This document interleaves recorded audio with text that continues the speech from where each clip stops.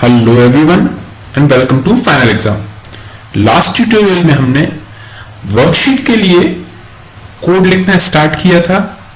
आज हम उसी कोड को आगे बढ़ाने वाले हैं। अगर आपने लास्ट वीडियो नहीं देखा है तो आप उसको एक बार देख लीजिए ताकि आपको चीजें अच्छे से समझ में आए। तो सबसे पहले हम देखते हैं किसी शीट को रीनेम करने का तरीका। तो यदि मुझे नॉर्मली किसी शीट को रीनेम करना होता है तो एक्सेल में मैं उस शीट को राइट क्लिक करता हूं और उस शीट का नाम मैं चेंज कर देता हूं। मैंने लिखा इसमें डेटाबेस, तो ये जो मेरी शीट 1 का नाम है वो डेटाबेस हो गया। तो इस तरीके से मैं अपनी शीट का नाम चेंज कर सकता हूं। अब यही काम मैं अगर VBA से करवाना चाहूं तो कैसे कराऊंगा, तो चलिए इसको देख लेते हैं। मैं एक नया मॉड्यूल ले लेता हूं। मॉड्यूल 2 मैंने ले लिया है और इसमें मैं क्या करने वाला हूं, इसमें मैं एक सब प्रोसीजर बनाता हूं, रैन शीट। इस नाम से मैंने एक सब प्रोसीजर बना लिया है और इसमें मैं लिखूंगा शीट्स और मैं एक इंडेक्स नंबर दे दे रहा हूं। मैंने लिखा तीसरी जो शीट्स है, तीसरे नंबर की शीट मतलब शीट 2। इसका नाम चेंज करके आप कर दीजिए, इसका नाम चेंज करके आप कर दीजिए न्यू डाटाबेस। मैंने न्यू डाटाबेस इसका नाम कर दिया है। इसको मैं रन करूंगा और देखिए इसका नाम न्यू डाटाबेस हो गया है। अगर आप किसी एग्जिस्टिंग शीट का नाम, जिसका नाम पहले से दिया हुआ है, उसका नाम भी आप चेंज करना चाहते हैं तो उसका नाम भी हम चेंज कर सकते हैं। चलिए मैं एक बार इसको भी करके दिखा देता हूं। तो इसके लिए मैं क्या करूंगा, इसके लिए मैं लिखूंगा डाटा। ये जो मेरी एक शीट है ये डाटा नाम की शीट है। इसका नाम मैं चेंज कर देता हूं और इसका नाम मैं लिख देता हूं, मैंने इसका नाम लिखा, इसका नाम मैं दे देता हूं, इसका नाम दे देता हूं इंफॉर्मेशन मैंने एक नाम दे दिया है और इसमें मैं सेव कर देता हूं और मैं रैन शीट को चलाना चाहता हूं। मैंने रन किया और ये देखिए ये जो है डाटा नाम की शीट का नाम इंफॉर्मेशन हो गया है। यदि हमें किसी शीट को कॉपी करना है तो उस शीट को कॉपी करने के लिए एक्सेल में हम सिंपली उस शीट के टैब पर राइट क्लिक करते हैं और वहां से मूव और कॉपी ऑप्शन को सिलेक्ट कर लेते हैं। ये मूव और कॉपी ऑप्शन को सिलेक्ट करने के बाद ये इस तरीके का एक डायलॉग बॉक्स दिखाई देने लगता है। अगर मुझे कॉपी करना है तो मुझे क्रिएट अ कॉपी नाम के चेक बॉक्स को टिक करना होगा और उसकी पोजीशन बतानी होगी कि कहां पर मुझे ये जो कॉपी करनी है वो कहां करनी है। तो मान लीजिए मैंने बोला मूव टू एंड, मतलब लास्ट में एक नई शीट बनाकर उसमें कॉपी कर दीजिए। तो मैंने ये किया तो ये देखिए एक लास्ट में नई शीट ऐड हो गई है और ये इस शीट की कॉपी है। तो शीट 1 और ब्रैकेट में 2 लिखा आ रहा है, तो ये शीट 1 की सेकंड कॉपी है। इस तरीके से मैं एक्सेल की मदद से किसी शीट को कॉपी कर लेता हूं। चलिए अब यही काम अगर मुझे VBA एडिटर की मदद से कोड के द्वारा करना है तो कैसे करना होगा। तो हम चलते हैं डेवलपर टैब पर और अपना विजुअल बेसिक एडिटर ओपन कर लेते हैं। तो इसमें हम देखेंगे कि कैसे हम VBA की मदद से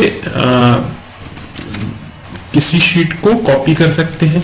तो इसके लिए मैं क्या कर रहा हूँ, एक मॉड्यूल क्रिएट कर रहा हूँ और इसमें एक सब प्रोसीजर बना देता हूँ, कॉपी शीट नाम का एक सब प्रोसीजर। कॉपी शीट नाम का एक मैंने सब प्रोसीजर बना दिया है। अब हम इसमें लिखेंगे कि शीट्स और उस शीट का नाम, मान लीजिए मैंने नाम दिया या एक इंडेक्स नंबर दे दिया शीट 1 डॉट कॉपी एक मेथड है मैं यूज कर रहा हूं और उसके बाद इसकी पोजीशन बतानी है मुझे कि ये कहां पे मैं कॉपी करूंगा। तो मैंने लिखा आफ्टर और ये शीट्स, मान लीजिए मैंने बोला शीट 2 के बाद में इसको कॉपी कर दीजिए। चलिए इसको मैं थोड़ा सा राइट में मूव कर रहा हूं ताकि मुझे आउटपुट दिखाई दे सके और यहां से मैं रन करूंगा और रन जैसे ही मैंने किया तो शीट 2 के बाद एक शीट 1 की कॉपी आ गई है।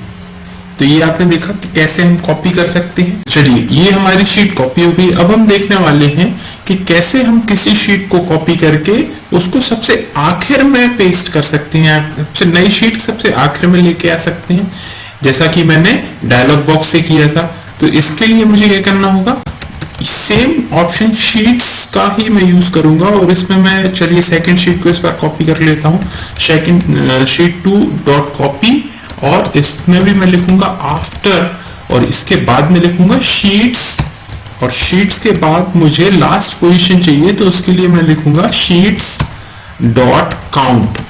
ये शीट्स कलेक्शन का काउंट फंक्शन होता है और इसको मैं कॉपी कर, इसको मैं ये लास्ट वाली पोजीशन पे इसको कॉपी करने वाला हूं यहाँ पर। तो इसको रन करते हैं हम, तो ये देखिए सबसे लास्ट में मेरी शीट 2 की कॉपी आ गई है। अगला जो काम हम देखने वाले हैं वो है शीट टैब का कलर चेंज करना। तो शीट्स के जो टैब है इनका हम कलर चेंज कर सकते हैं। तो चलिए हम एक कलर इसका चेंज करके देखते हैं। मैं ये जो है एक कलर डाल दे रहा हूँ, तो ये मैंने एक शीट का कलर चेंज कर दिया है। ये कलर थोड़ा सा दिखाई नहीं दे रहा है, दूसरा कलर हम ले लेते हैं। चलिए मैं ये कलर ले लेता हूँ, तो ये कलर भी थोड़ा कम विजिबल है, फिर भी ये शीट 1 के जो टैब है इसका कलर चेंज हो गया है, ये आप देख सकते हैं।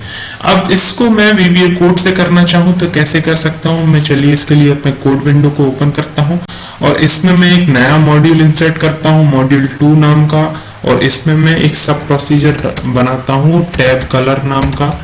मैंने एक टैब कलर नाम का सब प्रोसीजर बना लिया है और इसमें लिखता हूँ मैं शीट्स का index dot tab dot colour, और इसमें मैं एक वैल्यू दे देता हूँ। ये वैल्यू मैंने दे दी है और इसको मैं चला के देखता हूँ अब कि क्या शीट का मेरे जो टैब है उसका कलर चेंज हुआ है। तो देखिए ये जो कलर है ये चेंज हो गया है। तो इस तरीके से हम शीट्स का जो टैब कलर है उसको चेंज कर सकते हैं। चलिए एक बार और कोशिश करते हैं। तो इसमें मैं क्या करने वाला हूँ, शीट्स 3, ये 3 जो है ये इंडेक्स नंबर है, मतलब तीसरी शीट, पहली दूसरी और ये तीसरी शीट। यहाँ पर tab dot colour index equals to में 34, कोई भी एक रैंडम नंबर में देने वाला हूँ। ये 2 तरीके से हम कलर की वैल्यूज दे सकते हैं, तो दोनों तरीके से हम देख लेते हैं। चलिए इसको रन करके देखते हैं। तो ये देखिए तीसरी जो टैब शीट है उसका टैब कलर चेंज हो गया है। तो इस तरीके से हम टैब कलर को चेंज कर सकते हैं। अब हम देखने वाले हैं कि किसी शीट को हम हाइड कैसे कर सकते हैं। तो किसी शीट को हाइड करने के लिए हम, अगर एक्सेल में मुझे हाइड करना है तो मैं सिंपली उस शीट पे जाऊंगा, उसके टैब पे राइट क्लिक करूंगा और उसको हाइड कर दूंगा।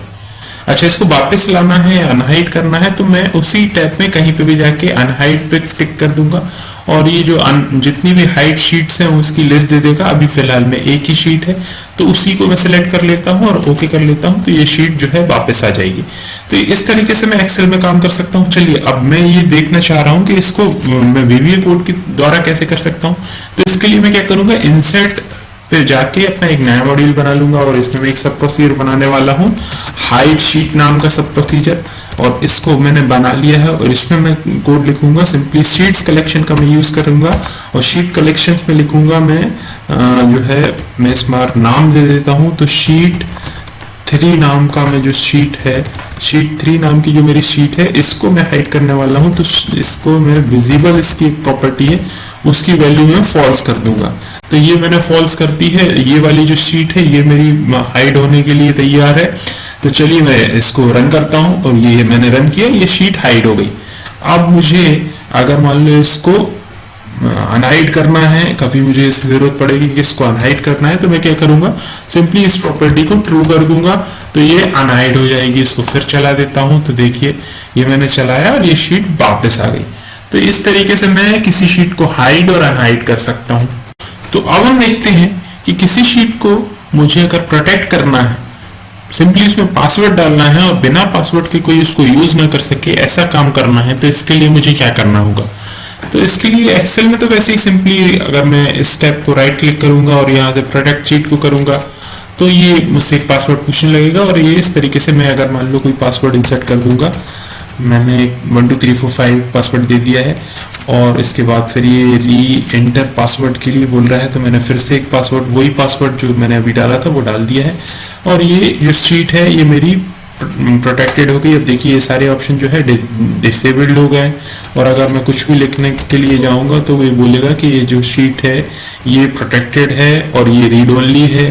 तो ये इस तरीके से मैं किसी शीट को प्रोटेक्टेड कर सकता हूँ।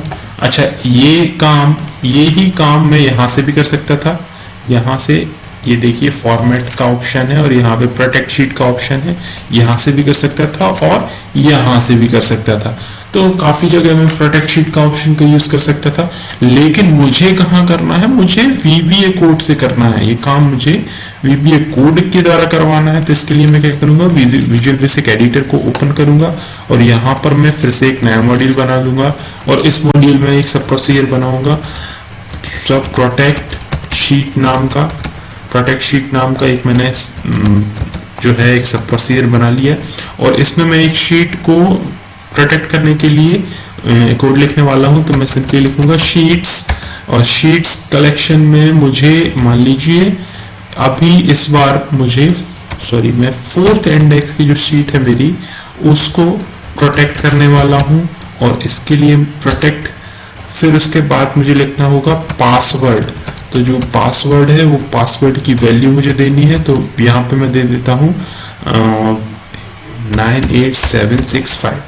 ये मैंने एक पासवर्ड दे दिया है और ये इस तरीके से मैंने एक कोड लिख दिया है शीट, 4थे नंबर की मेरी शीट है, उसको प्रोटेक्ट करने के लिए। और चलिए मैं इसको रन करके देखता हूँ। ये मैंने रन किया और अब मेरी जो 4थे नंबर की शीट है इस पर मैं चला जाता हूँ। तो ये जो है इस 4थे नंबर की शीट को मैंने मान लीजिए एडिट करने की कोशिश की, तो ये बता रहा है कि ये रीड ओनली है, ये प्रोटेक्टेड हो चुकी है।